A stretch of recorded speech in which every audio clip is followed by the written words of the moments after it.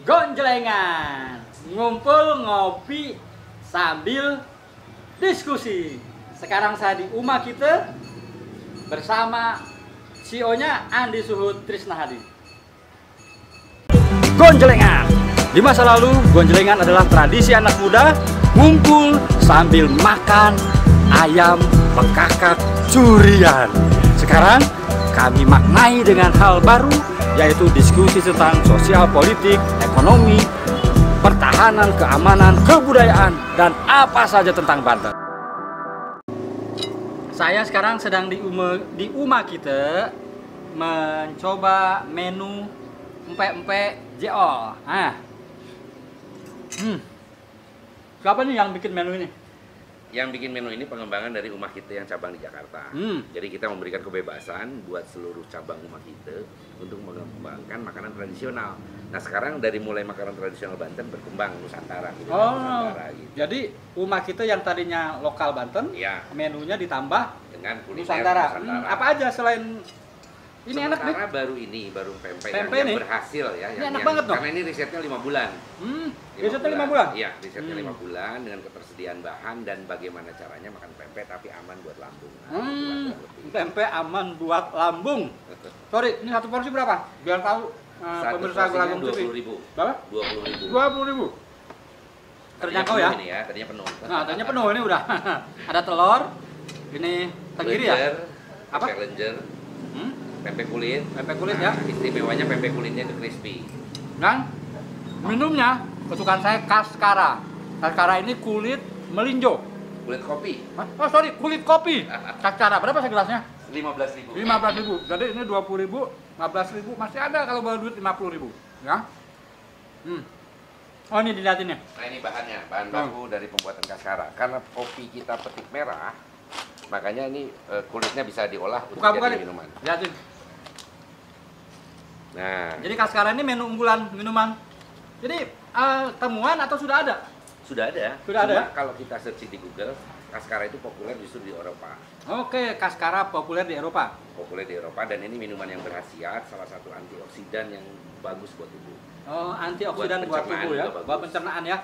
Jadi ini terkenalnya familiarnya di Eropa kulit kopi. Ya kalau di kita dibuang kulit kopi. Iya, ya? betul. Oke, saya makan lagi. Oke. Ini sedang apa nih? Ini kebetulan berbarengan dengan IKAPI lagi Konkernas. Konkernas, apa tuh? Konferensi Kerja Nasional. Oh, konferensi kerja nasional. Setelah Munas kemarin ya. Oh, jadi IKAPI nasional. IKAPI nasional. Apakah perusahaan baru sekarang konferensi kerja nasional? Andi sebagai apa di sini di pusat atau hanya di IKAPI? Jadi Andi ini ketua IKAPI Banten. Jadi ini dihadiri oleh seluruh pengurus IKAPI daerah di Indonesia. Nah, dari seluruh provinsi. Gonjelengan kali ini saya mau mengangkat figur Andi Suhud Trisnahadi dari awal percetakan, kemudian berkembang jadi ketua IKAPI dengan penerbit Suhud Media Promo, IKAPI Banten, lalu ketua apa koordinator Forum Ekonomi Kreatif? Pendiri lah. Pendiri, jadi pendiri Forum Ekonomi Kreatif Banten. Nah, nanti setelah Konkernas ini kita bicara-bicara soal ekonomi kreatif di Banten ya. Ya.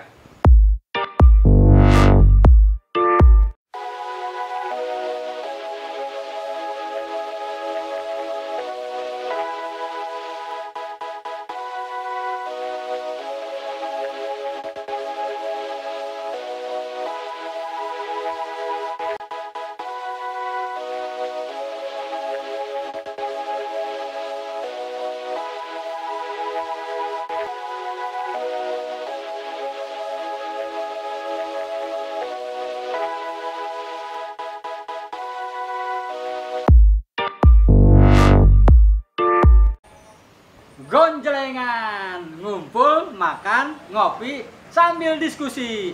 Kalau dulu di era kita, gonjelengan itu ayamnya ayam curian. Nah, sekarang enggak. Tetangga. Ya, ayam tetangga. Nah, saya ini sekarang sedang di rumah kita.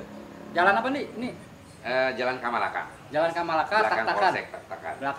Belakang Polsek Tak-Takan. Jadi dari Brimob lurus saja menuju Tak-Takan. Nah, Umah kita ini terkenal tempat ngumpul komunitas bahasa Jawa Serang.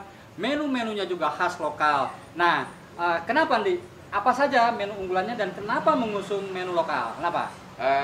Awalnya karena kekhawatiran aja, kegelisahan budaya-budaya kita, termasuk soal bahasa dan kuliner itu sudah mulai tidak populer di kalangan terutama anak muda. Oke. Nah makanya di bahasa Jawa Serang itu yang 10 tahun kita bangun dulu, itu kita membuat bagaimana agar bahasa Jawa Serang ini menjadi identitasnya orang Banten. Jadi kita tidak kehilangan identitas dari sisi bahasa. Nah kemudian 1 tahun terakhir, saya ingin mengangkat kuliner juga. Oke. Karena ini bagian dari ekonomi kreatif juga kan, kuliner. Nah makanya saya memikirkan bagaimana caranya agar makanan-makanan pasar, makanan-makanan tradisional itu bisa hadir di kafe dengan tampilan yang bagus, ya kan, dimakan oleh anak-anak muda. Dan memang ternyata responnya cukup baik. Cukup baik ya? Cukup baik. Jadi lifestyle itu enggak? Jadi lifestyle. Lifestyle ya? Bagaimana tampilan makanan misalnya bontot. Mana coba apa ada yang bisa dilihatin? Kalau yang di ini mentahnya nih ya. Ini bontot gemblong. itu ya? Gemblong. Oh, gemblong. Ini gemblong pasar. Gemblong menunya apa kalau datang ke sini? Gemblong semur. Gemblong semur. Ini itu, dari Banten Selatan. Khas. Gemblong ini dari tepung apa dari? Dari ketan. Dari yang ketan. ditumbuk bersamaan dengan ampas kelapa. Oke, ditumbuk tuh, ketan ditumbuk ya pemirsa Golagong TV. Kemudian kalau di beberapa daerah namanya uli atau Uli. ulen. Oke ya, uli atau ulen. Ya, tapi ini gurih rasanya yang bukan manisnya ya. Oke, kemudian terus? disajikan dengan semur daging. Semur daging, daging Iya, apa? daging sapi. Harus daging sapi? Oh enggak, yang di kita daging kerbau. Oh, daging kerbau. Nah, itu biasanya disajikan pas lebaran. Pas lebaran ya? Makanya di rumah kita lebarannya tiap hari. Tapi jadi menu Itu Banten wilayah selatan ya. Menu khas lebaran itu oleh rumah kita Diangkat dijadikan reguler. Ya. Oh. Varian. Kemudian ini bontot. Ini bontot. Ini hampir sama juga, makanan olahan dari ikan payus. Ini adanya di Banten wilayah utara, Kontang, Domas dan lain sebagainya. Bontot namanya ya? Jadi bontot ikan ya. Bontot ya. ikan. Dengan empek-empek bedanya apa ya? Bedanya dari tekstur, kekenyalannya. Tekstur Jadi, kekenyalannya. nah, ada sejarahnya menariknya kalau Apa? bontot. Ini adonan bontot ini kenapa disebut bontot? Karena dulunya awalnya menurut konon katanya kata orang-orang sana, ini adalah adonan kerupuk yang diiris tipis-tipis. Oke. Jadi gitu. Nih pemirsa Golagong TV ini harus tahu nih orang Banten nih. Nah kemudian karena ujungnya ini membulat, nah ini biasanya dipotong agak lebih tebal. Ya. Sini. Kemudian digoreng. Oh ternyata enak. Gitu. Jadi tidak ikut dijemur dia yang tebal ini. Jadi kalau yang ukurannya sama ini dijadiin kerupuk. Jadi kerupuk tipis-tipis. Makanya sampai hari ini masih ya? Masih. Oke. Ada juga kerupuk yang dihasilkan dari bahan adonan ini ya. Oke. Nah, ini yang ujung ini karena dia dari ujung ya sebutnya bontot. Gitu. Oke. Jadi adonan ini biasanya dipakai untuk kerupuk ya, kerupuk yang biasa di warung-warung Tegal. Diiris-iris tipis dan Jemur. ujungnya bontot. Nah, ternyata enak digoreng, kemudian menjadi menu lain ya, dari adonan ini jadi 2, kerupuk dan bontot. Ini menu unggulan juga ya? Iya, betul. Apalagi yang menu unggulan? Nah, konsep yang saya usung di rumah kita ini bagaimana siapapun yang ingin memiliki kafe dengan konsep seperti ini tuh bisa. Saya membuka kesempatan seluas-luasnya Jadi buat franchise. teman-teman. Ya, betul. Oke. Tapi tidak franchise-nya sangat mudah, artinya kita tidak memberlakukan fee. Oh. Kemudian keuntungan juga 100% untuk franchising. Lalu apa untungnya umat itu? Untungnya kita adalah semakin banyak cabang, semakin banyak juga produk-produk UMKM itu bisa terserap. Jadi di Bisa situ didistribusikan. fee terselubung Ya. harus mengambil produk-produknya. Iya, betul. Oke. Ini karena untuk menganggap UMKM karena ini UMKM ya? Ya, ada sebuah kegelisahan atau keresahan di teman-teman pegiat UMKM itu pada saat mereka membuat, Pak, kami itu sering dibina oleh pemerintah. Tapi distribusi hanya pembinaan saja, dibeli mah henteu. Nah, solusi ini yang coba saya terapkan di konsep rumah Oke. kita. Jadi ini kita sebetulnya tidak produk hanya- UMKM ya? Ya, Oke. kita tidak hanya cuma membuatkan standar untuk mereka. Kalau kamu bisa bikin segini, saya bayarin segini. Tapi juga saya memberikan jaminan pembelian kalau mereka bisa melakukan itu. Termasuk urusan kopi. Kopi kan saya kebetulan jadi ketua kelompok tani di Bukit Buru. Nah ini kopi yang tadinya mereka petiknya sembarangan menjadi hanya petik merah saja. Oke. Nah, jadi kalau misalnya tadi tidak buka franchise Umah Kita, cuma beli produknya aja boleh? Sementara belum. Belum untuk ya? jaringan rumah kita. Jaringan Umah Kita. Jadi sekali lagi, produk UMKM ini menjadi lebih mudah karena Uma kita membantu mendistribusikannya. Ya. Udah berapa Uma kita? Anyar, Tangerang, kemudian di Cipocok, kemudian di Tanjung Priuk, Jakarta, dan terakhir ini di Kaujon. Itu yang tadi disebut franchise itu ya? Iya, betul. Oke. Nah, anak muda, pemirsa Golageng TV, ini juga bagian dari lifestyle-nya. Setelah produk lokal, Kaskara. Ini Eropa nih, ya. Kaskara kulit kopi. Minum dulu.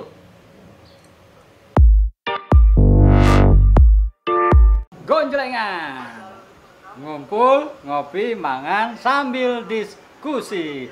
Meneruskan tadi ya, dengan Forum Ekonomi Kreatif Banten, di mana kamu nggak mau disebut ketua ya? Nah, pendiri aja. Lalu yang bertanggung jawab siapa? Nah, kita sebetulnya dari sisi organisasi belum kita susun secara rapi ya, pengurus dan lain sebagainya. Inisiator nanti ya. Ini masih jadi sesuatu yang akan kita susun. Dengan 700 tadi anggota ya? Oke. Andai, ya. Nih pemirsa Golageng TV, andai Serang Convention Center jadi, program pertama yang akan dibuat oleh Vecraft apa? Gini, karena saya selalu mengusung tagline bahwa Vecraft itu adalah kita semua. Oke. Jadi saat gedung itu jadi, venue itu jadi, saya yakin bahwa urusan kalender event itu pasti akan terisi penuh slotnya. Karena selama ini teman-teman sebetulnya sebutlah satu obsesi lah. Ya konser nasional misalnya, atau misalnya penyelenggaraan eksebisi-eksebisi, itu kan eksebisi dari 17 subsektor saja banyak. Mulai kria, kemudian lukisan, pameran, seni, karya, galeri, dan mau ekstravaganza semuanya itu. Ya mungkin slot-slotnya masing-masing, karena pada akhirnya 17 subsektor ini akan dimunculkan sekaligus ya? Ya akan bergairah dengan sendirinya, dan mereka sendiri kan sudah punya komunitas-komunitas masing-masing. Ya. Hanya ini Vecraft ini menggabungkan semua. Coba sebutkan apa? Serang ekstravaganza, Serang fair atau apa? Bukan over ya, bukan Serang over, bukan. Banyak hal lah, termasuk seperti misalnya book fair, karena penerbitan juga masuk dalam salah satu subsektor, itu ya? subsektor itu ya? Subsektor ekonomi kreatif. Nah itu juga book fair yang besar, bener-bener serius digarap di kita kan belum pernah ada juga. Gitu. Oke, sementara itu dulu. Kalau Hari Buku Nasional nanti ada sesinya. Oke. Terima kasih pemirsa Golageng TV. Gonjelengan, ngumpul, makan, ngopi, sambil diskusi. Golageng TV tentang literasi semua ada di sini. Gonjelengan. Di masa lalu, gonjelengan adalah tradisi anak muda ngumpul sambil makan ayam bekakak curian. Sekarang kami maknai dengan hal baru, yaitu diskusi tentang sosial politik, ekonomi, pertahanan, keamanan, kebudayaan, dan apa saja tentang Banten. Golageng TV tentang literasi semua ada di sini.